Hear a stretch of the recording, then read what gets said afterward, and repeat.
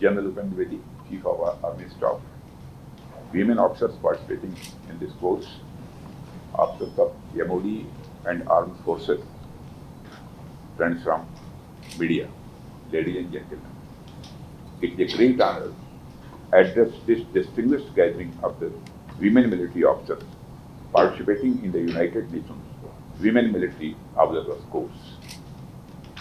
The presence of officers from 15 countries across the globe here today reflects a microcosm of the United Nations and its enduring spirit of unity and cooperation. Friends, when I came to know that the UN peacekeepers are often referred to as blue elements, I began reflecting on the color blue in nature and its deeper significance. Blue is the color of the vast sky that stretches above us all, reminding us that we share one world and one atmosphere. It is also the color of the oceans that connect continents, and blue in its essence is calming, unifying, and boundless. In the same way, UN peacekeepers embody these very qualities. Like the sky, they offer protection and a sense of security. Like the oceans, they build connections across borders and cultures. The blue helmet symbolizes not only the authority of the United Nations, but also its commitments to peace, stability, and the shared humanity. It is a color that stands as a beacon of hope for those caught in conflicts.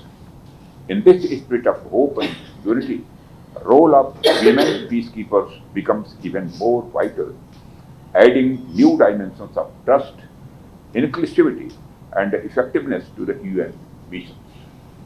Friends, as you may be aware, the United Nations has set clear targets to increase the participation of the women officers in peacekeeping missions.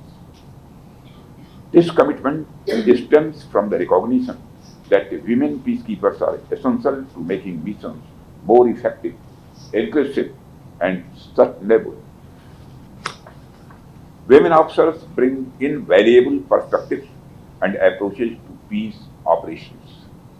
They are often able to foster deeper trust with local communities, particularly with women and children, whose voices are vital in rebuilding societies torn by conflict.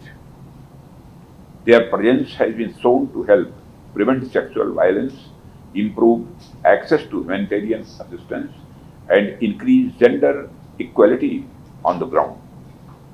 Moreover, women peacekeepers serve as powerful role models, inspiring local women and girls to see themselves as active participants in peace and security. India's own journey in peacekeeping reflects this very belief in the power and the potential of the women officers. Friends, India, as the largest contributor to the UN peacekeeping missions, has been a strong supporter of the women's participation and their integration into these missions. Our legacy began in the 1960s with women medical officers in Congo, and today we continue to take concrete steps to bridge gender gaps. Through initiatives like this course, we prepare women officers for complex peacekeeping environments.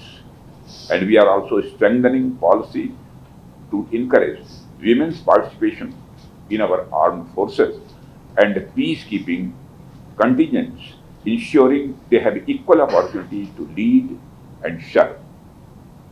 We will continue to work with the United Nations and troop contributing countries to advance gender parity, foster inclusive leadership, and create a world where peace is not just sustained but thrives through diversity and equality. Friends, without taking much of your time or Turning this into a formal lecture, I wish to say to all the women officers present here, you are the torch bearers of change.